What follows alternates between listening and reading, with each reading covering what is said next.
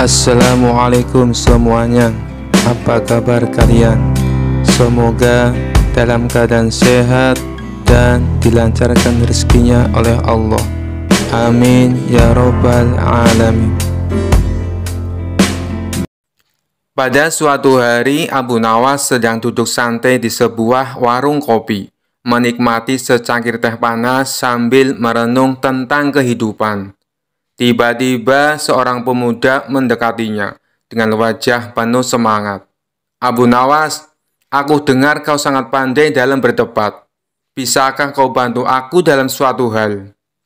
Abu Nawas tersenyum dan berkata, "Tentu saja anak muda, apa yang ingin kau bicarakan?" Pemuda itu menggaruk-garuk kepalanya. "Aku sedang bingung tentang hukum kunut dalam sholat subuh. Sebagian orang mengatakan itu wajib. Sebagian lagi mengatakan sunnah. Bagaimana pendapatmu?" Abu Nawas mengusap jenggotnya yang panjang dan berkata, "Oh, kunut subuh, topik yang menarik.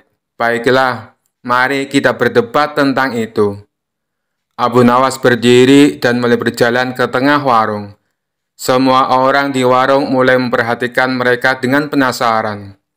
Abu Nawas mengambil napas dalam-dalam dan berkata dengan suara lantang, "Menurutku, hukum kunut subuh itu seperti memutuskan, apakah kau harus makan roti dengan selai kacang atau selai stroberi?" Pemuda itu kembali bertanya, "Maksudmu bagaimana, Abu Nawas?" Abu Nawas melanjutkan, "Begini anak muda, keduanya sama-sama enak dan memberikan manfaat. Tapi, apakah kita harus berselisih hanya karena seleramu lebih suka selai kacang, sedangkan aku lebih suka selai stroberi? Sama halnya dengan kunut subuh. Beberapa orang merasa lebih nyaman dan khusyuk dengan membaca kunut, sementara yang lain mungkin tidak membacanya, tapi tetap sholat dengan khusyuk." Pemuda itu tampak bingung, tapi Abu Nawas belum selesai. "Coba bayangkan ini. Suatu hari, seorang pria memutuskan untuk tidak membaca kunut subuh. Tiba-tiba, malaikat turun dari langit dan berkata, 'Mengapa kau tidak membaca kunut?' Pria itu menjawab, 'Aku pikir itu tidak wajib.' Lalu malaikat tertawa dan berkata, 'Jangan khawatir kawan, aku juga lebih suka roti dengan selai stroberi.' Seluruh warung meledak dalam tawa. Pemuda itu akhirnya mengangguk sambil tertawa kecil. "Jadi maksudmu kita tidak perlu terlalu memusingkan hal itu dan lebih baik fokus pada niat dan khusyuk dalam sholat." Abu Nawas tersenyum lebar. "Tepat sekali anak muda. Inti dari sholat adalah keikhlasan dan khusyuk. Hukum kunut itu seperti selai di atas roti. Enak jika ada, tapi tidak mengurangi kenikmatan roti itu sendiri jika tidak ada." Dengan itu, Abu Nawas kembali duduk dan mengisap teh panasnya dengan tenang. Sementara pemuda itu pergi dengan wajah cerah, membawa pelajaran yang berharga. Kisah selanjutnya. Kisah ini berawal ketika Baginda Raja baru pulang dari negeri seberang. Ia pun menceritakan pengalamannya selama tinggal di sana, termasuk mengenai seorang pengawal pribadi Raja negeri seberang yang terkenal sakti. Si pengawal tersebut bisa muncul tiba-tiba tanpa diketahui dari mana ia datang. Mendengar cerita Baginda Raja, sang menteri pun merasa takjub. "Maksud Paduka, pengawal itu bisa muncul tiba-tiba?" tanya sang menteri merasa heran. "Benar wahai menteriku, saat itu saya sedang duduk dengan raja negeri seberang, tapi di samping kanan kirinya tak ada seorang pun pengawal. Lalu saya coba tanya kepadanya, 'Kenapa pengawalmu tidak mendampingi?' Dia malah tersenyum. Kemudian dia teriak memanggil pengawalnya.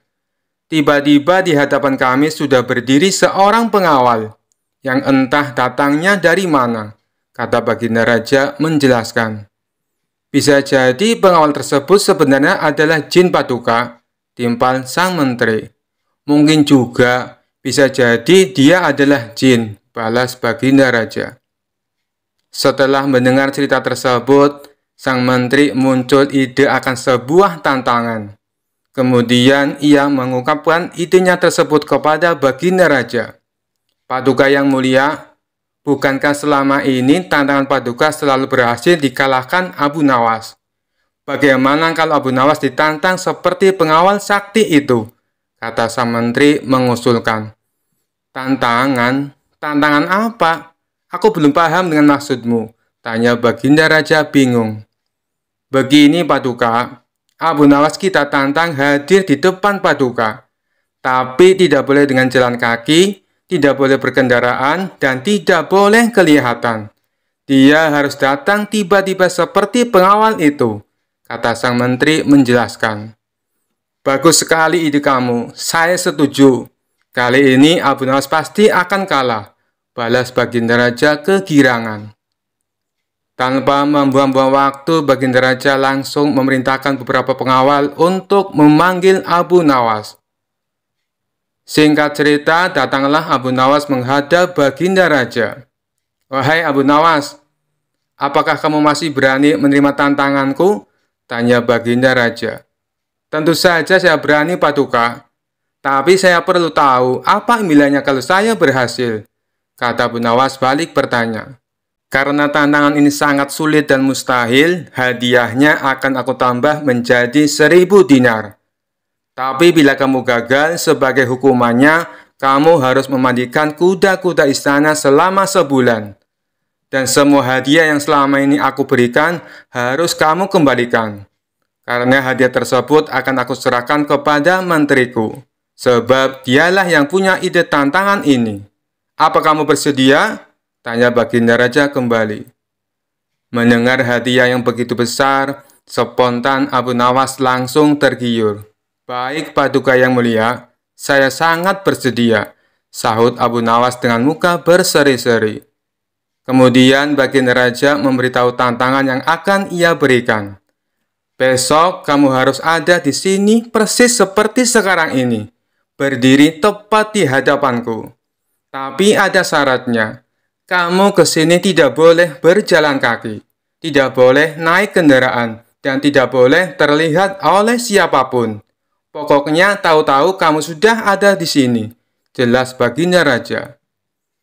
Seketika jantung Abu Nawas langsung berdebar kencang mendengar tantangan tersebut. Ini tantangan yang mustahil. Mana mungkin aku bisa melakukannya? Pikir Abu Nawas. Di tengah kebingungan Abu Nawas, Baginda Raja kembali berkata, kalau kamu membatalkan tantangan ini, itu saja kamu mengaku kalah. Dan itu berarti kamu harus menjalani hukuman dan menyerahkan semua hadiahmu kepada menteriku. Sementara sang menteri merasa puas dengan ide tantangan yang dimilikinya. Mampus kau Abu Nawas, kau akan menderita selama sebulan, ucap sang menteri dalam hati. Nasi sudah menjadi bubur, Abu Nawas tak mungkin membatalkan tantangan tersebut. Ia pun lalu mohon diri kepada Baginda Raja untuk pamit pulang ke rumahnya.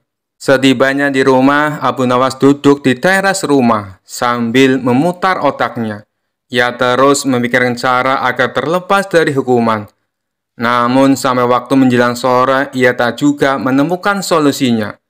Hampir saja Abu Nawas dibuat stres karena akan cerdiknya menemukan jalan buntu. Saat ia tengah termenung, salah seorang tetangganya lewat di depan rumah Abu Nawas dengan memanggul karung yang besar. Iseng-iseng Abu Nawas bertanya kepadanya, "Wahai kawan, apa yang kau bawa itu?" Tetangganya menjawab, "Kambing Abu Nawas." "Kambing? Kenapa tidak dituntun saja? Itu akan meringankan pekerjaanmu," kata Abu Nawas menyarankan. "Saya sengaja Abu Nawas, biar orang-orang tidak tahu," balas tetangganya. Dari situlah akhirnya Abu Nawas menemukan solusi atas tantangan Baginda Raja. Kemudian Abu Nawas pergi menemui menteri yang punya ide tantangan tersebut. "Tuan Menteri, sepertinya besok saya akan dihukum. Tapi bolehkah saya minta tolong?" pinta Abu Nawas.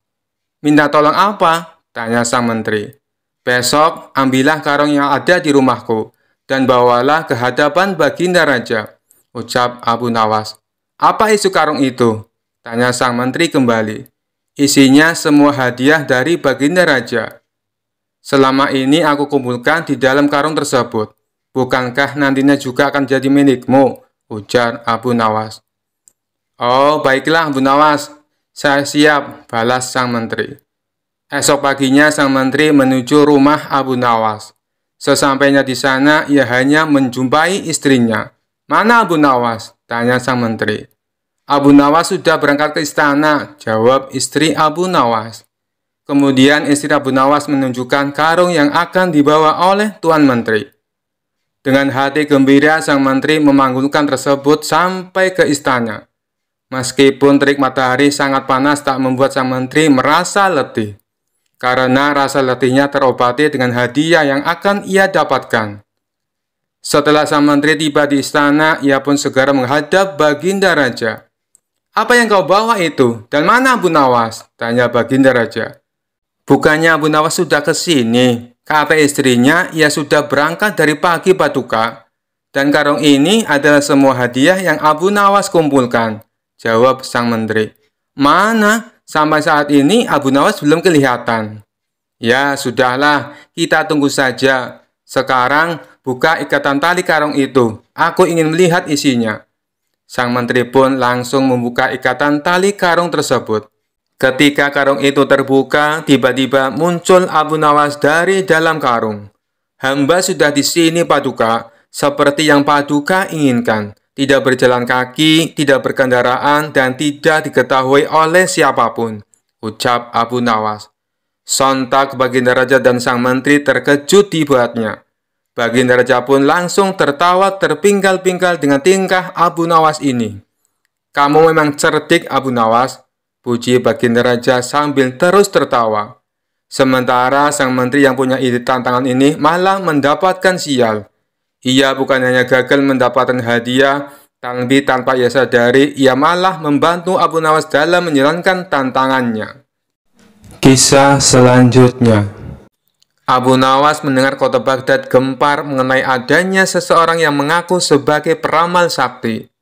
Di depan banyak orang, dia sesumbar bisa mengetahui peristiwa yang akan datang. Hal ini pun membuat rakyat penasaran, termasuk Abu Nawas. Bahkan ada sebagian orang sengaja datang ke tempat peramal itu untuk minta diketahui nasibnya. Dengan ekspresi layaknya orang sakti, orang tersebut memberitahu kepada pasiennya tentang nasib yang akan terjadi di kemudian hari. Orang yang mengaku sakti itu cukup pintar mengolah kata. Sebab apabila ramalannya tidak sesuai kenyataan, dia beralasan karena si pasien telah melanggar aturan, sehingga nasib baiknya tidak kunjung datang. Anehnya, ada saja orang yang percaya dengan bualan si peramal palsu. Alhasil, rumahnya kini banyak didatangi pasien yang ingin diramal masa depannya. Hal ini membuat Abu Nawas resah. Ia ingin sekali memberi pelajaran kepada si peramal palsu. Setelah berpikir lama, akhirnya sosok cerdik ini menemukan ide untuk mengerjai orang yang mengaku sakti itu. Besoknya Abu Nawas mendatangi rumah si peramal palsu dengan membawa tongkat di tangannya. Ada apa wahai anakku? Apa yang kau keluhkan? Tanya si peramal palsu dengan nada sok berwibawa. Aku cuma mau tanya, apa benar Anda bisa meramal masa depan? Tanya Abu Nawas. Tepat sekali, kau datang ke tempat yang benar, jawab orang tersebut. Oh, begitu. Selain meramal masa depan orang, apakah Anda juga bisa meramal nasib Anda sendiri di masa mendatang? Tanya Abu Nawas lagi. Tentu saja bisa, wahai anakku. Aku bisa tahu apa yang akan terjadi pada diriku sendiri, jawab si peramal palsu. Setelah mendengar pengakuan orang tersebut, tiba-tiba Abu Nawas memukulkan tongkatnya tepat mengenai kepala si peramal. Aduh, kenapa kau memukulku? Tanya si peramal palsu kesakitan. Tadi katanya Anda bisa tahu apa yang akan terjadi pada diri Anda sendiri. Seharusnya sebelum aku memukul, Anda sudah menghindar. Berarti Anda pembohong, ujar Abu Nawas. Tidak, wahai anakku. Sebenarnya aku sudah tahu, bahkan sebelum kau datang ke sini, kata si peramal berpura-pura. Tapi kenapa Anda tadi tidak mengelak sewaktu aku pukul? Tanya Abu Nawas. Itu aku sengaja membiarkannya, jawab peramal palsu tersebut. Baiklah, sekarang coba tebak apa yang akan menimpamu lagi, tanya Abu Nawas sambil mengangkat tongkatnya. Si peramal buru-buru menjauh dari Abu Nawas. Kamu pasti akan memukulku, jawab si peramal palsu. Anda salah, balas Abu Nawas. Bersamaan dengan itu, Abu Nawas menghancurkan barang-barang yang digunakan sebagai sarana perdukunan di ruangan tersebut. Seketika di sana berantakan, banyak barang pecah akibat pukulan tongkat Abu Nawas. Tidak terima dengan perilaku Abu Nawas, peramal palsu itu lalu mengadukannya kepada Tuan Hakim. Singkat cerita, Abu Nawas dan si peramal palsu diundang ke pengadilan. Di depan Tuan Hakim, si peramal palsu menuntut Abu Nawas dihukum berat, sebab telah memukul dirinya dan membuat onar di rumahnya. Hai Abu Nawas, apa alasanmu sampai tega memukul dia dan kenapa kau menghancurkan barang-barangnya? Tanya Tuan Hakim. Begini Tuan Hakim, awalnya hamba tanya ke dia, apakah bisa tahu nasib yang akan terjadi kepada dirinya sendiri. Dia kan ngakunya peramal dan bilang katanya tahu, tapi saat hamba pukul pakai tongkat, dia tidak menghindar. Tuan Hakim pasti menghindarkan apabila tahu ada orang yang akan memukul. Jadi yang salah siapa? Dia yang pembohong atau hamba yang memukul? Cerita Abu Nawas. Lalu saat hamba hancurkan barang-barangnya, ternyata dia juga tidak tahu Tuan Hakim. Kalau dia tahu, pasti sebelum hamba datang sudah mengamankan barang-barangnya, ditaruh di dalam kamar. Katanya bisa meramal masa depan, sedangkan masa depannya sendiri saja tidak tahu. Berarti dia pembohong, jelasnya. Ada benarnya apa yang dikatakan Abu Nawas. Kalau kau memang mengaku peramal, harusnya tahu apa yang akan terjadi kepadamu, ucap Tuan Hakim kepada si peramal palsu. Akhirnya Abu Nawas dibebaskan dari tuntutan hukuman. Sementara orang yang mengaku sakti itu menjadi kapok. Dia tidak berani membuka praktek ramalannya lagi. Kisah selanjutnya. Dikisahkan Abu Nawas pergi ke negeri seberang yang terdapat sebuah kerajaan aman, adil, makmur, dan sentosa karena dipimpin oleh raja yang bijaksana. Sang raja sudah memimpin sejak usia muda hingga sekarang. Di masa tua belum pernah digantikan oleh siapapun. Dan rakyatnya tidak pernah keberatan karena raja memerintah dengan adil. Suatu hari raja merasa jenuh. Dia ingin istirahat menjadi raja selama setahun. Namun uniknya tidak menyerahkan posisi raja kepada anak keturunannya, tetapi malah mengadakan sayembara untuk mencari sosok yang pantas menjadi raja. Disebarlah pengumuman ke seluruh negeri. Siapapun boleh menjadi raja, mulai rakyat jelata sampai kaum bangsawan. Tetapi ada dua syarat yang harus dijalani. Syarat pertama, dia akan dijadikan raja selama setahun. Syarat kedua, setelah menjadi raja selama setahun, maka harus diasingkan di sebuah hutan belantara yang dihuni ribuan hewan buas. Syarat pertama tentu saja bukan masalah besar, justru merupakan suatu keberuntungan. Namun syarat kedua membuat orang-orang yang berhasrat menjadi raja akan berpikir dua kali. Karena semua orang tahu seperti apa hutan belantara yang penuh dengan binatang buas. Karena itulah sayembara tersebut belum ada yang berani mengajukan diri menjadi seorang raja. Akhirnya datang seorang pemuda yang menyatakan kesanggupannya menjadi raja dan menerima dua syarat tersebut. Pemuda ini sebenarnya adalah pemuda biasa yang ingin merasakan bagaimana nikmatnya menjadi raja, karena selama ini ia hidup pas-pasan. Diangkatlah dia menjadi raja, dan mulai saat itu mendapat pelayanan layaknya seorang raja. Harta berlimpah, wanita cantik, makan dan minuman enak, serta fasilitas istimewa lainnya.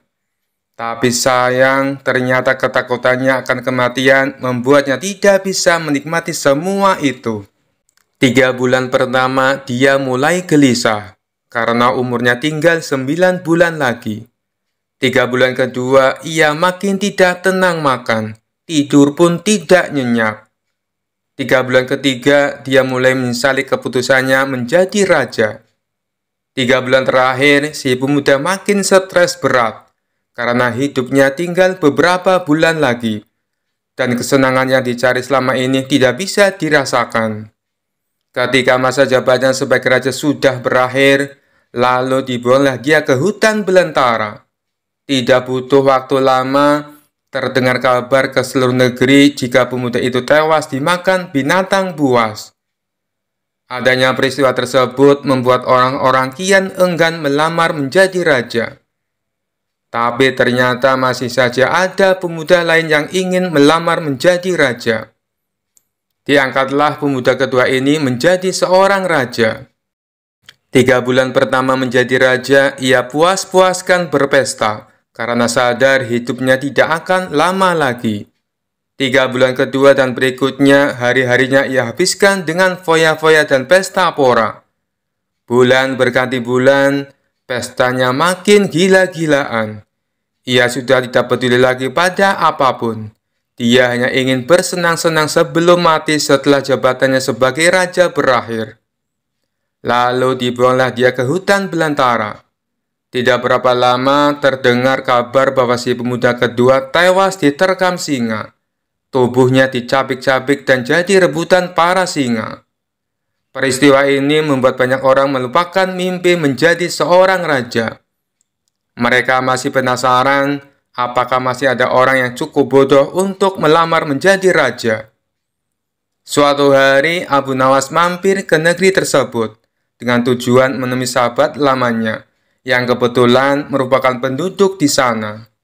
Sesampainya di negeri itu, dengan penuh kehangatan Abu Nawas disambut temannya. Mereka berdua saling melepas kangen satu sama lainnya. Di sela-sela obrolannya, Abu Nawas merasa iba dengan kondisi sahabatnya itu. Ia kini hidup miskin, tinggal di gubuk kecil reot, hanya seorang diri. "Mana istrimu?" tanya Abu Nawas. "Semenjak aku jatuh miskin, ia pergi meninggalkanku," jawab sahabat. "Ya sudah, yang sabar ya. Yang penting kamu jangan tinggalkan sholat. Jangan lupa berdoa kepada Allah, agar Allah membukakan pintu rezeki untukmu," tutur Abu Nawas. "Alhamdulillah, aku tidak pernah tinggalkan sholat. Bahkan aku sekarang rajin berpuasa sunnah," balas sahabatnya. "Oh iya, ngomong-ngomong, mana nih makanannya? Dari tadi kenapa belum keluar?" celetuk Abu Nawas. "Maaf Abu Nawas, aku sudah tidak punya apa-apa. Aku sendiri kadang sehari makan, kadang tidak," ujar sahabatnya. Mendengar hal itu membuat hati Abu Nawas makin terenyuh. "Kenapa tidak mencari kerja? Upahnya kan bisa untuk beli makanan," tanya Abu Nawas. "Setiap hari aku keluar untuk cari pekerjaan, tapi belum juga dapat. Mungkin belum rezekiku," jawab sang sahabat. "Kalau mau nekat sih sebenarnya aku bisa. Bahkan aku bisa menjadi raja dan kaya raya. Tapi itu hanya sementara. Setelah itu aku mati diterkam binatang buas di hutan belantara," kata sahabatnya melanjutkan. "Maksudmu bagaimana?" tanya Abu Nawas heran. Kemudian sahabatnya itu memberitahu tentang sayembara yang diadakan rajanya. Mendengar sayembara tersebut, Abu Nawas terdiam sejenak. Tiba-tiba terlintas di benak Abu Nawas sebuah ide yang cemerlang. "Kamu ingin hidup kaya? Aku akan membantumu. Sekarang juga antaran aku ke hadapan rajamu. Aku mau mendaftar menjadi raja," ucap Abu Nawas. "Kamu gila ya? Jangan Abu Nawas, itu sama saja bunuh diri," cegah sahabatnya. "Sudahlah, turuti saja perkataanku," timpal Abu Nawas.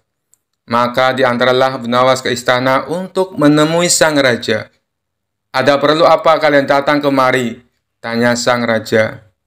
"Maaf Tuan Raja, hamba Abu Nawas dari negeri seberang ingin mendaftar menjadi raja. Itu pun kalau Tuan Raja mengizinkan," ucap Abu Nawas. "Oh, tentu saja boleh. Siapapun dipersilakan menjadi raja. Tapi ada 2 syarat yang harus dijalani," ujar sang raja. "Hamba siap Paduka Yang Mulia, tapi hamba minta satu permintaan. Izinkan sahabat hamba ini menjadi pengawal pribadi hamba. kata Abu Nawas sambil menunjuk sahabatnya yang berdiri di sampingnya. "Oh, silakan saja. Saat menjadi raja selama setahun, kau berhak atas segala sesuatunya, termasuk mengatur semua prajurit kerajaan beserta para menteri. Tapi ketika masamu menjadi raja berakhir, sahabatmu juga harus ikut kau dibuang ke hutan belantara," timpal sang raja. Sahabat Abu Nawas ini pun kaget dan sempat menolak dijadikan pengawal pribadinya. Namun akhirnya Abu Nawas berhasil membujuknya. Mendengar ada yang melamar menjadi raja lagi membuat masyarakat penasaran. Sebagian menertawakan kebodohan tersebut, sementara yang lain merasa iba dan kasihan. Abu Nawas akhirnya diangkat menjadi raja dan diberi segala kemewahan serta kemudahan fasilitas layaknya baginda raja. Ternyata berbeda dengan dua pemuda sebelumnya, Abu Nawas tidak berpesta pora dan foya-foya. Namun ia membuat beberapa tindakan selama menjadi raja. 3 bulan pertama, Abu Nawas memerintah ribuan prajurit untuk membabat habis hutan belantara dan memindahkan semua binatang buas ke tempat lain. Sebagai raja, tentu perintahnya harus dipatuhi. Setelah 3 bulan berlalu, hutan belantara tempat ia akan dibuang kini menjadi tanah kosong yang siap huni. 3 bulan kedua, Abu Nawas memerintahkan para arsitek membuat istana megah untuk dirinya, tentunya dengan uang kerajaan yang dikuasai. Abu Nawas bisa membangun apa saja termasuk membangun istana di tanah yang dulunya adalah hutan belantara. Dalam jangka waktu 3 bulan, berdirilah istana megah dan kokoh. 3 bulan ketiga, Abu Nawas memerintahkan para prajurit membawakan harta dan perabotan dikirim ke istana yang baru saja dibangunnya. 3 bulan terakhir, Abu Nawas menawarkan kepada masyarakat, siapa saja yang mau pindah di wilayah istananya akan dibuatkan rumah dan diberi modal uang untuk berdagang. Kesempatan tersebut tidak disia-siakan warga. Ratusan orang mendaftarkan diri untuk pindah ke sekitaran istana Abu Nawas. Selama 3 bulan terakhir, tempat yang tadinya hutan belantara kini berubah menjadi pemukiman penduduk. Bahkan di sana Abu Nawas mempunyai istana dengan dipenuhi harta kekayaan. Akhirnya habislah masa jabatan Abu Nawas sebagai raja. Sesuai perjanjian, Abu Nawas dan sahabatnya dibuang ke hutan belantara yang kini sudah menjadi pemukiman penduduk. Sesampainya di sana, Abu Nawas dan sahabatnya memasuki istana barunya. "Ini semua untukmu. Kau sekarang sudah menjadi orang kaya raya. Tapi jangan lupa bersedekah," utur Abu Nawas. Sahabatnya itu terkejut bukan main. Ia langsung merangkul Abu Nawas dan mengucapkan terima kasih. Akhirnya Abu Nawas pun pamit pulang kembali ke negerinya. Kisah selanjutnya. Dikisahkan suatu ketika di kota tempat tinggal Abu Nawas dihebohkan adanya tabib baru yang mengaku sakti. Dia sesumbar bisa mengobati penyakit apa saja. Walhasil rumahnya didatangi ratusan pasien. Padahal tabib tersebut hanyalah seorang penipu. Ia menggunakan keahlian sulapnya untuk menipu warga. Hal inilah yang membuat warga makin percaya pada kesaktian palsu sang tabib tersebut. Ada juga pasien yang tidak kunjung sembuh. Namun karena rayon manis sang tabib palsu, ia selalu menuruti perkataannya agar kembali berobat. Sampai pada suatu ketika Abu Nawas jatuh sakit yang tidak kunjung sembuh. Atas saran sang istri, Abu Nawas disuruh berobat ke tabib tersebut. Kala itu Abu Nawas belum tahu kalau sang tabib tersebut adalah seorang penipu. Ia pun menuruti saran sang istri. Namun sudah 3 kali berobat, sakit Abu Nawas tidak kunjung sembuh. Padahal sekali berobat bayarnya 100 dinar. Dan Abu Nawas sudah menghabiskan 300 dinar. Tanpa ada sedikit pun tanda-tanda kesembuhan pada dirinya. Akibatnya Abu Nawas mulai curiga jangan-jangan tabib itu seorang penipu. Seiring berjalannya waktu, Abu Nawas pun sudah sehat seperti sedia kala. Lalu terbesit dalam benaknya untuk mengerjai tabib palsu tersebut. Aku harus mendapatkan 300 dinarku. Tapi bagaimana caranya ya? Tanya Abu Nawas dalam hati. Setelah lama berpikir, akhirnya Abu Nawas menemukan ide cemerlang. Keesok harinya, dia membuka praktek pengobatan di depan rumahnya. Lengkap dipasang papan yang bertuliskan, sembuh bayar 100 dinar, kalau tidak sembuh, uang kembali 1000 dinar. Para pasien yang rencananya berobat ke tabib palsu mendadak memilih datang ke rumah Abu Nawas. Rumah Abu Nawas pun penuh sesak oleh pasien. Entah karena kebetulan atau bagaimana, hampir semua pasien yang diobati berhasil disembuhkan. Sementara di rumah tabib palsu terlihat sepi, tidak ada seorang pasien pun yang datang. Hari ini kenapa sepi sekali? Tanya sang tabib dalam hati. Selang beberapa lama datanglah asistennya dan mengabarkan berita tentang klinik Abu Nawas. Tuan, Abu Nawas sekarang buka praktek pengobatan, kata asistennya melaporkan. Benarkah? Tanya sang tabib. Benar, Tuan. Di rumah Abu Nawas ramai sekali pasien datang. Itulah kenapa hari ini di rumah Tuan sepi pasien, jawab asistennya. Mendengar kabar itu, sang tabib tertawa mengejek. Memangnya Abu Nawas sakti, menyembuhkan dirinya saja tidak bisa, balas sang tabib dengan terus tertawa. Bukan masalah sakti atau tidaknya, Tuan.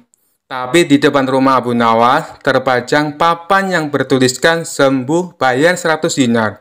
Kalau tidak sembuh, uang kembali 1000 dinar, ujar sang asisten. Oh, pantas. Aku hari ini sepi pasien. Tapi apa memang benar begitu? Tanya sang tabib penasaran. Saya lihat sendiri, Tuan. Tapi anehnya, pasien yang berobat ke Abu Nawas hampir semuanya sembuh dari penyakitnya, jawab sang asisten. Mendengar penuturan asistennya, muncul sifat asli tabib palsu. Ia berencana menipu Abu Nawas. Beberapa hari ke depan untuk sementara kita tutup dulu. Biarlah Abu Nawas yang membuka praktek pengobatan, ucap sang tabib kepada asistennya. Memangnya kenapa, Tuan? Tanya asistennya penasaran. Aku punya rencana untuk menipu Abu Nawas. Aku pasti akan mendapatkan 1000 dinar. Jawab tabib palsu itu. Tapi bagaimana caranya? Tanya sang asisten bertambah penasaran. Begini, aku akan berobat ke tempat Abu Nawas. Aku akan berpura-pura sakit pada indera perasa lidahku. Kalau ditanya sembuh atau tidak, tentu saja aku akan mengatakan tidak. Karena yang tahu sembuh atau tidaknya kan hanya aku, paparnya. Dengan begitu, aku bisa dapat dengan mudah mendapatkan 1000 dinar, kata sang tabib menjelaskan. Singkat cerita, datanglah tabib palsu itu ke rumah Abu Nawas.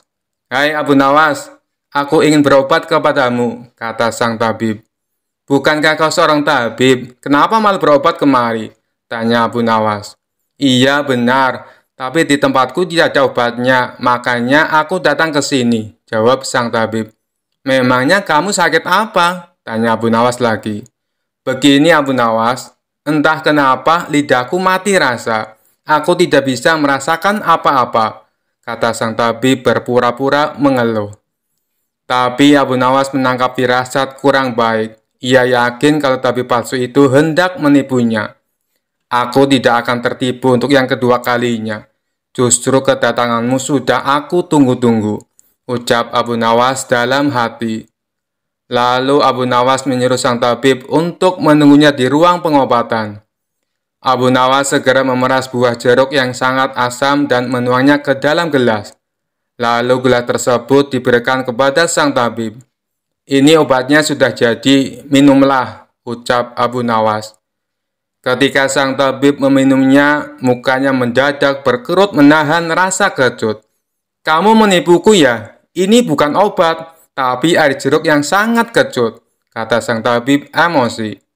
Alhamdulillah, berarti lidahmu sudah tidak lagi mati rasa.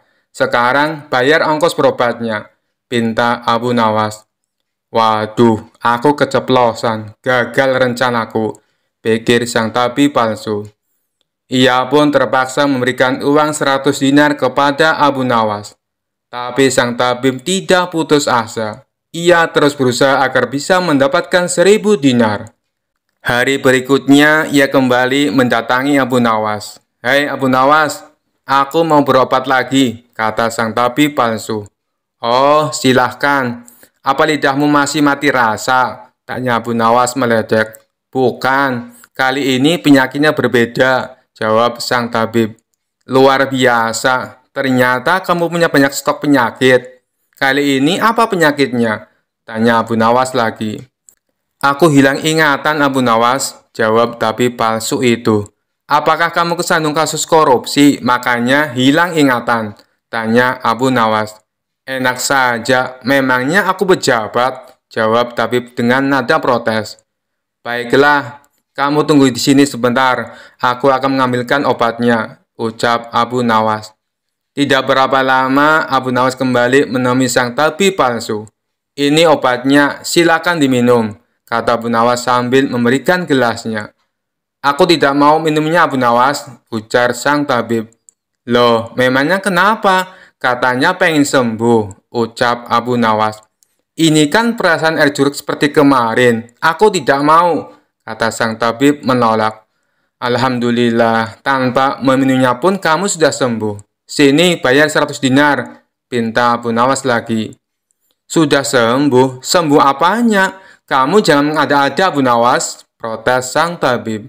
"Buktinya, kamu masih ingat dengan obat yang kemarin aku berikan itu. Berarti sakit hilang ingatanmu sudah sembuh," jelas Abu Nawas. Untuk kedua kalinya, rencana sang tabib palsu mengalami kegagalan.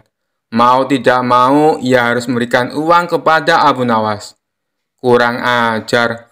Ternyata Abu Nawas tidak sebodoh yang aku kira, pikir sang tabib. Tidak terima dengan dua kegagalan yang dialami, tabib palsu itu berpikir keras untuk mengalahkan Abu Nawas. Setelah merenung agak lama, akhirnya ia mendapatkan sebuah ide. "Aku pasti berhasil," ungkap tabib merasa yakin. Kali ini ia berpura-pura buta. Si tabib berjalan ke rumah Abu Nawas dengan bantuan tongkat di tangannya. Setelah tiba, Abu Nawas sempat kaget dengan penuh rasa iba. Abu Nawas bertanya kepada sang tabib, "Apa yang menimpamu dan mengapa kamu bisa seperti ini?" Si tabib palsu menjawab, "Tolonglah aku Abu Nawas, mataku tiba-tiba buta, sembuhkanlah aku," terangnya. Tabib itu kemudian dipersilakan masuk dan duduk di ruang pengobatan. Setelah mengamatinya dengan seksama, Abu Nawas akhirnya menyadari bahwa itu adalah tipuan. Namun Abu Nawas tidak pernah kehilangan akal. Ia punya cara lain untuk menghadapinya. "Sepertinya penyakit kebutaanmu sudah sangat parah. Maafkan aku, untuk kali ini tidak mampu mengobatinya," ucap Abu Nawas pura-pura sedih. Mendengar jawaban tersebut, sang tabib langsung kegirangan. Akhirnya bisa mengelabui Abu Nawas. "Terus bagaimana ini Abu Nawas? Padahal aku berharap banyak kepadamu," kata sang tabib berpura-pura. "Iya, mau bagaimana lagi? Aku tidak mungkin bisa menyembuhkanmu," jawab Abu Nawas. "Kalau begitu, aku dapat uang 1.000 dinar dong," tanya tabib palsu itu penuh harap. "Tentu saja kawan, aku tidak mungkin berdusta," balas Abu Nawas. Kemudian Abu Nawas masuk ke rumah untuk mengambilkan uang. "Ini uang 1.000 dinar untukmu," ucap Abu Nawas sambil memberikan uangnya. Tabib palsu itu dengan penuh kegirangan menerima uang tersebut. Tapi setelah uangnya dihitung, ia langsung murka. "Hai Abu Nawas, kenapa hanya 10 dinar?" tegas sang tabib palsu dengan emosi.